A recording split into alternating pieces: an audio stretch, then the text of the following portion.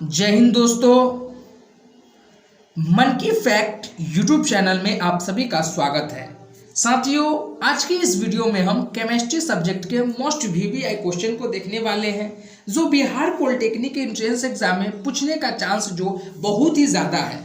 साथियों, आप सभी जानते हैं कि बिहार पॉलिटेक्निक का एग्ज़ाम जो होने वाला है वो है 30 जुलाई को और 31 जुलाई को। 30 जुलाई को होने वाला है, तो आपके पास जो समय बचा हुआ है ओवरऑल वो 10 दिन, मानकर चलिए 9 दिन आपके पास बचा हुआ है। आपका तैयारी अगर पहले बेहतर था या अभी भी बेहतर नहीं है, तो अब आपको करना क्या है कि अब आपको हार्डवर्क की जगह पर स्मार्ट वर्क करना होगा। अब आपको सिलेबस कंप्लीट करने का अब समय नहीं रह गया है। अब आपको करना क्या है, प्रीवियस ईयर को जितना हो सके उतना मॉडल सेट का प्रैक्टिस कीजिए, प्रीवियस ईयर का सेट मारिए और जितना हो सके एमसीक्यू मोस्ट वीवीआई जो पॉलिटेक्निक में, बिहार पॉलिटेक्निक में पूछे जाने का संभावना है, वैसा क्वेश्चन को आप देखिए। ठीक है, तो आज की इस वीडियो में ये सभी जो क्वेश्चन है सभी के सभी जो है कि बिहार पॉलिटेक्निक 2022 जो 30 जुलाई को होगा उसमें यह सभी क्वेश्चन को पूछने का जो चांस है वो बहुत ही ज्यादा है। ठीक है, तो चलिए बिना समय गवाए यह सभी प्रश्नों को देख लेते हैं। पहला प्रश्न आप सभी से पूछ रहा है कि सवाल नंबर 1 कि विद्युत अपघटनी परिष्करण में अशुद्ध धातु को बनाया जाता है। 4 ऑप्शन दिया गया है, आप सभी को बताना है कि विद्युत अपघटनी परिष्करण में अशुद्ध धातु को बनाया जाता है। एनोड को, बी कैथोड को, सी अपघटय को या डी इनमें से सभी।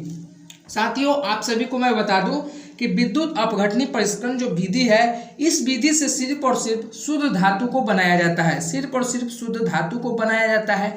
लेकिन यहाँ पर सवाल नंबर 1 में आप सभी से पूछ रहा है कि विद्युत अपघटनी परिष्करण विधि से अशुद्ध धातु को किसको बना सकते हैं। तो एनोड ऐसा अशुद्ध धातु है, इसको है सिर्फ विद्युत अपघटनी परिष्करण विधि से ही अशुद्ध एनोड को बना सकते हैं। तो सवाल नंबर 1 का जो सही जवाब हो जाएगा वो हो जाएगा ए। ठीक है साथियों, बहुत सारे छात्रों के मन में डाउट रहता है कि बिहार पॉलिटेक्निक के जो एग्जाम होगा उसमें बहुत ही हार्ड लेवल के प्रश्न पूछे जाते हैं, जबकि ये कहीं ना कहीं आपका मानसिक रूप से यह गलत साबित है। क्योंकि आप यूपी पॉलिटेक्निक 2022 का जो एग्जाम हुआ है वो उसका क्वेश्चन देख लीजिए, झारखंड पॉलिटेक्निक का क्वेश्चन देख लीजिए, यह सभी में जो क्वेश्चन पूछा गया है सभी के सभी जो है मीडियम लेवल का क्वेश्चन पूछा गया है, कोई भी ज़्यादा हार्ड नहीं पूछा गया है। बिहार पॉलिटेक्निक में भी 2022 का जो 30 जुलाई को एग्जाम होगा उसमें भी इजी और मीडियम से ही क्वेश्चन पूछेगा। हार्ड जो पूछने का संभावना है वो 10% या 5% है,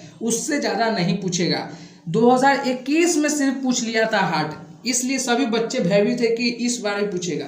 2021 में उतना भी हार्ड नहीं था, सिर्फ फिजिक्स को और मैथ को, 2 सब्जेक्ट को जो हार्ड कर दिया ना, इसलिए सभी के मन में भयभीत हो गया कि इस बार भी जो है इस बार हार्ड प्रश्न पूछेगा, जबकि ऐसा नहीं होने वाला है। जब यूपी का जब इजी पूछा है, झारखंड का इजी पूछा है, एमपी का इजी पूछा है, उत्तराखंड में इजी पूछा गया है, तो आपका बिहार पॉलिटेक्निक के एंट्रेंस एग्जाम में भी आपको इजी पूछेगा। ठीक है, चलिए अगला प्रश्न को देख ले रहे हैं। अगला प्रश्न आप सभी से क्या पूछ रहा है, सवाल नंबर 2 है कि सीसा और टीन की मिश्र धातु को हम क्या कहते हैं। सीसा और टीन को मिलाकर उसको हम क्या बना सकते हैं। ए शोल्डर, बी स्टेनलेस स्टील या सी गन मेटल या डी उपधातु। साथियों, काफ़ी वायरल प्रश्न है और काफ़ी रिपीटेड किया गया प्रश्न है। यह प्रश्न को आप मैट्रिक में भी, 9th में भी और प्रीवियस ईयर के क्वेश्चन पेपर में भी पढ़े हैं कि सीसा और टीन की मिश्र धातु को हम सोल्डर कहते हैं। ठीक है ना, सोल्डर जो हमें इलेक्ट्रिक वायर मतलब इलेक्ट्रिक कीटों को साटने में, वेल्डिंग करने में वो प्रयोग किया जाता है। मतलब मोबाइल के उपयोग में यह यंत्र को प्रयोग किया जाता है जो सोल्डर, उसी को हम सीसा और टीन के ही मिश्र धातु से बनाते हैं। तो सवाल नंबर 2 का जो सही जवाब होगा वो होगा ए। ठीक है, चलिए अगला प्रश्न देख ले रहे हैं। अगला प्रश्न आप सभी से क्या पूछ रहा है, सवाल नंबर 3 कि अधिकतर धातुओं के ऑक्साइड होते हैं, ज्यादातर धातुओं के कैसा ऑक्साइड है। ए अम्लीय, बी उदासीन, सी क्षारकीय या डी इनमें से कोई नहीं। चलिए आप सभी को बताना है कि अधिकतर धातुओं के ऑक्साइड कैसा होता है। तो आप सभी जानते हैं कि अधिकतर धातुओं की जो ऑक्साइड होती है वो क्षारीय होती है। वो कैसी होती है, वो होती है क्षारीय। ठीक है ना, तो सवाल नंबर 3 का जो सही जवाब हो जाएगा वो हो जाएगा सी। साथियों आप सभी का जो यह सभी प्रश्न आप सभी को हम बता रहे हैं, आप सभी कमेंट करके जरूर बताइएगा कि आपका कितना प्रश्न सही हुआ है, क्योंकि समय बहुत कम है और आपका तैयारी का जो लेवल है वो भी पता तो चले कि आपकी जो प्रिपरेशन है वो किस टाइप का चल रहा है। ठीक है ना। तो सवाल नंबर 3 का जो सही जवाब होगा वो होगा सी। चलिए अब अगला प्रश्न को देख ले रहे हैं। अगला प्रश्न आप सभी से क्या पूछ रहा है, सवाल नंबर 4 कि ग्रेफाइट होता है, ग्रेफाइट कैसा होता है। आप सभी को बताना है कि ग्रेफाइट कैसा होता है। ए विद्युत का कुचालक, या बी विद्युत का सुचालक, या सी दोनों कुचालक और सुचालक, या डी इनमें से कोई नहीं। आप सभी को बताना है कि ग्रेफाइट कैसा होता है। काफी बार पढ़ाया गया यह प्रश्न है, काफी बार रिपीट किया गया प्रश्न है। आप सभी को बताना है कि ग्रेफाइट कैसा होता है। तो आप सभी जानते हैं कि ग्रेफाइट जो है विद्युत का सुचालक होता है। तो सवाल नंबर 4 का जो सही जवाब हो जाएगा वो हो जाएगा बी। ठीक है। चलिए अब अगला प्रश्न देख ले रहे हैं। अगला प्रश्न आप सभी से क्या पूछ रहा है, सवाल नंबर 5 कि निम्नलिखित में कौन सबसे अधिक अभिक्रियाशील धातु है। यहाँ पर आप सभी से पूछ रहा है कि यह 4 ऑप्शन दिया गया है, इसमें सबसे अधिक अभिक्रिया कौन करेगा, अभिक्रियाशील कौन धातु है। 4 ऑप्शन दिया गया है, आप सभी को बताना है कि कौन सा जो ऑप्शन जो है वो सही होगा। चलिए आप सभी को बताना है कि सबसे अधिक अभिक्रियाशील कौन करेगा, मैग्नीशियम, कैल्शियम, सोडियम या पोटेशियम। आप सभी को बताना है। चलिए अब सबसे अधिक जो अभिक्रियाशील धातु जो है ना वो है सोडियम, वो जो है वो है सोडियम। सबसे अधिक जो अभिक्रिया करती है, अभिक्रियाशील जो धातु है वो है सोडियम। तो सवाल नंबर 5 का जो सही जवाब हो जाएगा वो हो जाएगा सी। ठीक है, Na। चलिए अब अगला प्रश्न को देख ले रहे हैं। अगला प्रश्न आप सभी से क्या पूछ रहा है, सवाल नंबर 6 कि कौन अधातु होते हुए भी चमकीला होता है। 4 ऑप्शन दिया गया है, इसे पूछ रहा है कि इनमें से कौन सा अधातु होते हुए भी चमकीला होता है। ए कार्बन, बी ब्रोमीन, सी आयोडीन, डी इनमें से कोई नहीं। चलिए आप सभी को बताना है कि 4 ऑप्शन दिया गया है, इनमें से कौन सा अधातु भी है और चमकीला भी है, आप सभी को बताना है। तो आप सभी जानते हैं कि आयोडीन जो है ना, आयोडीन वो अधातु होते हुए वो चमकीली है, वो चमकीली पाई जाती है। ठीक है ना। तो सवाल नंबर 6 का जो सही जवाब हो जाएगा वो हो जाएगा सी। ठीक है। सभी के सभी रिपीटेड किया गया प्रश्न है, यह सभी कभी पिछले वर्ष में पूछा भी गया प्रश्न। ठीक है ना। तो यह सभी जो है बिहार पॉलिटेक्निक एंट्रेंस एग्जाम में इससे इस तरह के प्रश्न पूछे जाते हैं। ठीक है ना।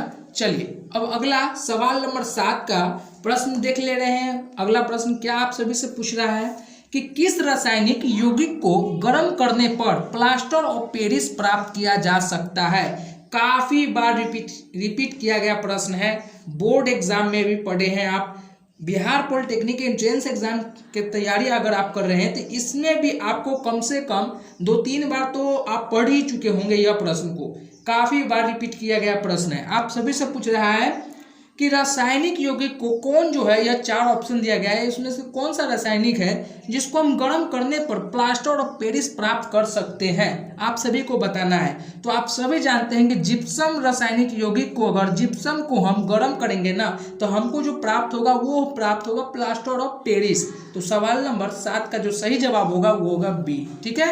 चलिए नेक्स्ट क्वेश्चन को देख ले रहे हैं। अगला क्वेश्चन आप सभी से क्या पूछ रहा है, अगला क्वेश्चन है कि सबसे अधिक सक्रिय धातु कौन है। सबसे अधिक सक्रिय धातु कौन है, आप सभी को बताना है। पोटेशियम, सोडियम, लोहा, तांबा, 4 ऑप्शन दिया गया है, आप सभी को बताना है कि सबसे अधिक सक्रिय धातु कौन है। तो आप सभी जानते हैं कि पोटेशियम जो है ना, पोटेशियम वो जो है सबसे अधिक सक्रिय धातु है। तो सवाल नंबर 8 का जो सही जवाब हो जाएगा वो हो जाएगा ए। ठीक है। चलिए अगला क्वेश्चन को देख ले रहे हैं। अगला क्वेश्चन आप सभी से क्या पूछ रहा है, सवाल नंबर 9 कि लोहे एवं इस्पात को जंग से सुरक्षित रखने के लिए उन पर किस धातु की पतली परत चढ़ाई जाती है। 4 ऑप्शन दिया गया है, आप सभी को बताना है। काफी बार रिपीट किया गया यह प्रश्न है। आज का जो प्रश्न है सभी के सभी जो है काफी रिपीट किया गया, मतलब प्रीवियस ईयर के सभी क्वेश्चन है और सभी के सभी VVI क्वेश्चन है। आपको इनमें से कई सारे प्रश्न 30 जुलाई को हूबहू देखने को मिलेंगे। ठीक है। अभी आपको बिलीव नहीं हो रहा है, लेकिन एग्जाम सेंटर में आपको बिलीव जरूर होगा, ठीक है।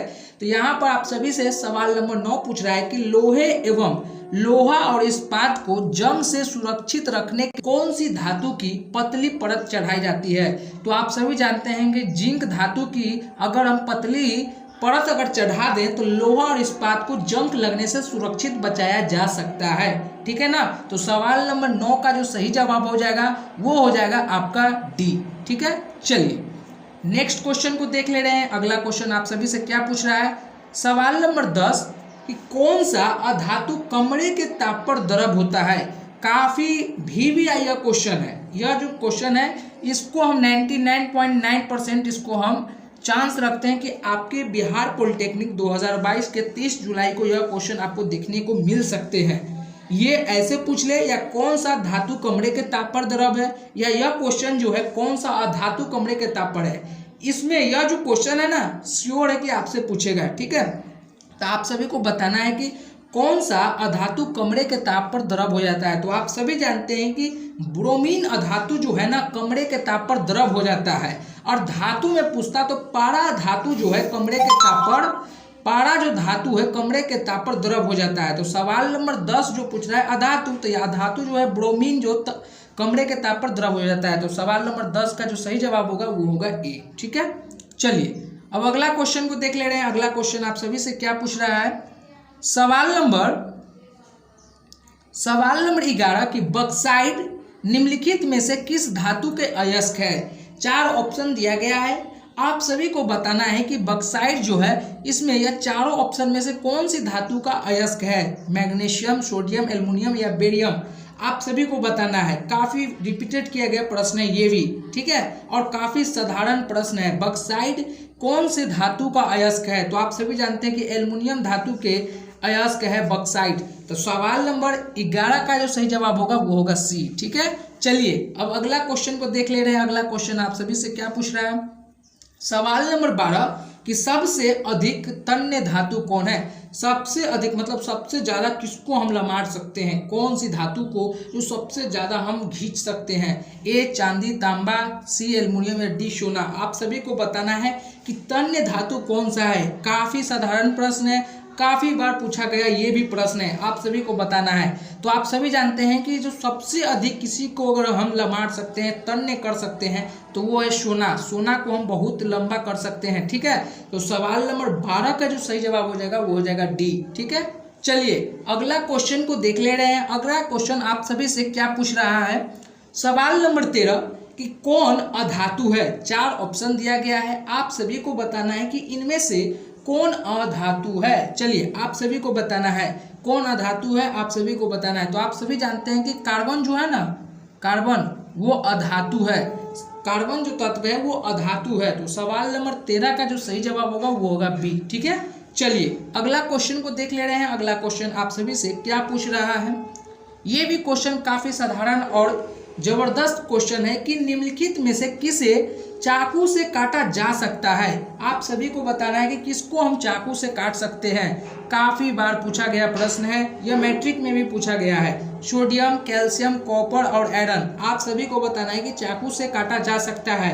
कौन सा तत्व को हम चाकू से आसानी से काट सकते हैं, तो सोडियम जो तत्व है ना, सोडियम, उसको हम आसानी से हम काट सकते हैं चाकू से। तो सवाल नंबर 14 का जो सही जवाब होगा वो होगा ए, ठीक है। चलिए अगला प्रश्न को देख ले रहे हैं। अगला प्रश्न आप सभी से क्या पूछ रहा है कि कार्बन क्या है। अब जस्ट हमने सवाल नंबर 13 में यह प्रश्न को पढ़ा था, यहाँ पर घुमाकर अप्रत्यक्ष रूप से पूछ रहा है कि कार्बन क्या है। तो आप सभी जानते हैं कि कार्बन जो है वो एक अधातु है, कार्बन जो है वो एक अधातु है। तो सवाल नंबर 15 का जो सही जवाब हो जाएगा वो हो जाएगा बी। साथियों यह सभी 15 प्रश्न में से आपका कितना सही हुआ है, ईमानदारी पूर्वक आप हमें कमेंट करके जरूर बताएं, क्योंकि आपका जितना भी हो 7, 8, 10, 15 में 15, 12, 13 जितना भी सही हो आप अपना ईमानदारी पूर्वक बताएं, ताकि आपका जो है तैयारी प्रिपरेशन का जो लेवल है उसका पता भी तो चले, ठीक है। तो आप अपना ईमानदारी पूर्वक कमेंट करके ज़रूर बताइएगा, ठीक है। तो फिर मिलते हैं एक नई वीडियो में, जब तक के लिए जय हिंद।